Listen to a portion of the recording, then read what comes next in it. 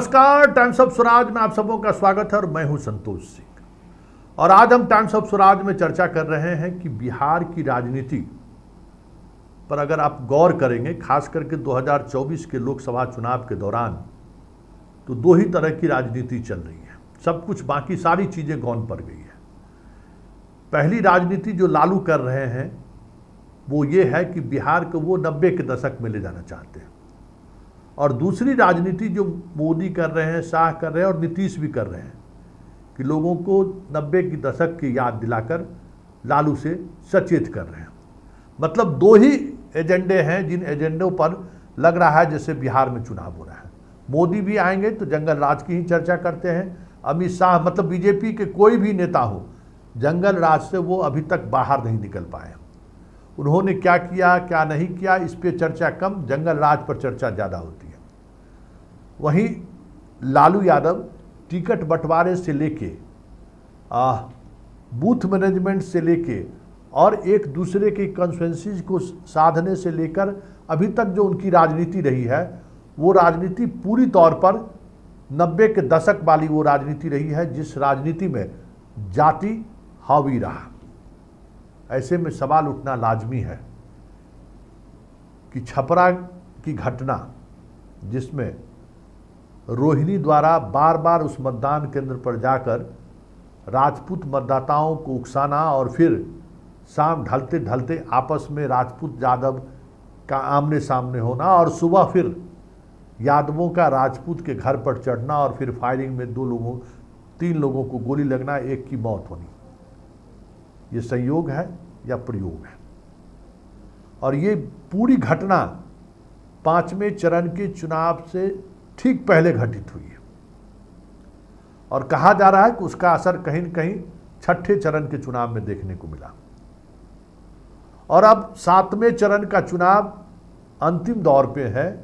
ठीक उससे पहले एक भूमियार युवक की जादव लड़के के द्वारा हत्या की जाती है, वो भी सरेआम पीट कर हत्या की जाती है। सारा नेशनल मीडिया उस खबर पर बनी हुई है और कहीं न कहीं ये जताने की कोशिश हो रही है कि देखिए किस तरीके से यादव फिर से उस दौर में बिहार को ले जाना चाहते हैं जिस दौर से बड़ा मुश्किल से नीतीश कुमार बिहार को बाहर निकाला।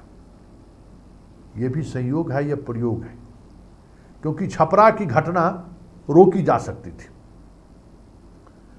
लालू अगर चाहते तो उस मामले को रात में ही निपटा सकते थे, लेकिन वो बातें आगे बढ़ी और सुबह घटना हत्या तक पहुंच गई।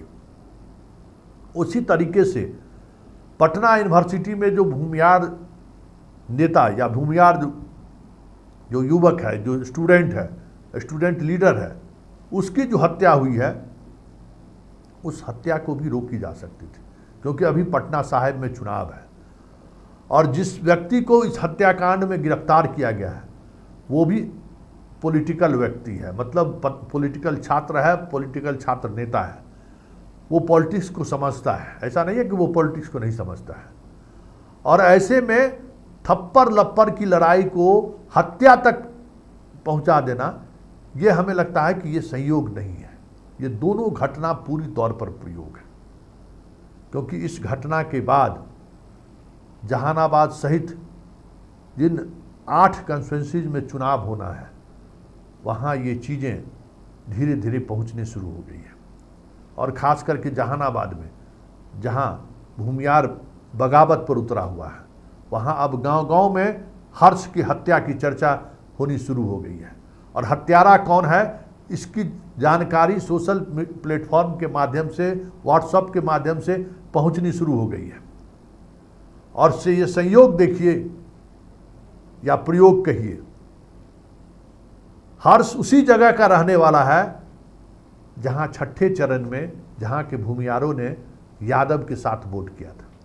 हर्ष वहीं का भूमियार है और जिसकी हत्या पटना में होती है चुनाव के बाद।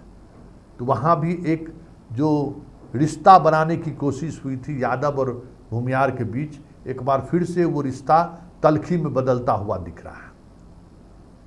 देखिए, ये राजनीति जो है ना, तलवार के धार के पर चलने के समान है। लालू जिस राजनीति के सहारे बिहार को साधना चाहते हैं, समय कभी भी उल्टी दिशा में नहीं घूमती है, जब चलती है तो आगे ही चलती है। तो लालू हमें इस राजनीति को हमें लगता है कि वो समझते नहीं है, या समझते हुए भी उनके पास कोई और दूसरी विधा है ही नहीं जिस विधा के सहारे वो राजनीति में बने रहे। और उन्हें लगता भी है जिस तरीके से उन्होंने कुशवाहा को तोड़ा, ज़्यादा से ज़्यादा सीटें देकर उन्होंने कुशवाहा को तोड़ा, सहनी को लगातार हेलीकॉप्टर में बिठाकर घूमने की वजह से हेलीकॉप्टर में नेता मुकेश सहनी के सहारे उन्हें लगता है कि हम सहनी मतदाताओं में बड़ी टूट करने में कामयाब हुई। मतलब कुल मिलाकर यही कहें कि ये पूरी तौर पर जाति का कुनबा कैसे एक जगह इकट्ठा हो, इस पर ज़्यादा उन्होंने जोर दिया है। दूसरी तरफ या लोगों को उसी जंगल राज की याद दिलाने की कोशिश हो रही है।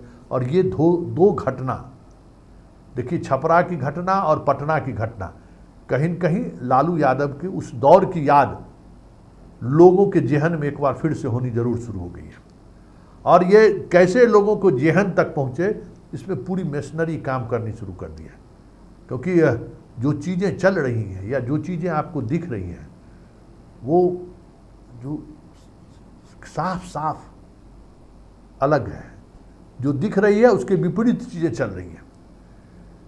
भूमियार पर हमला, राजपूत पर हमला, लालू यादव के उस गठबंधन पर भी हमला है जो हाल के दिनों में इन्होंने ठाकुर के कुआं के सहारे राजपूत को सेटल करने की कोशिश की और भूमियार को टिकट देकर अपने साथ जोड़ने की उन्होंने कोशिश की।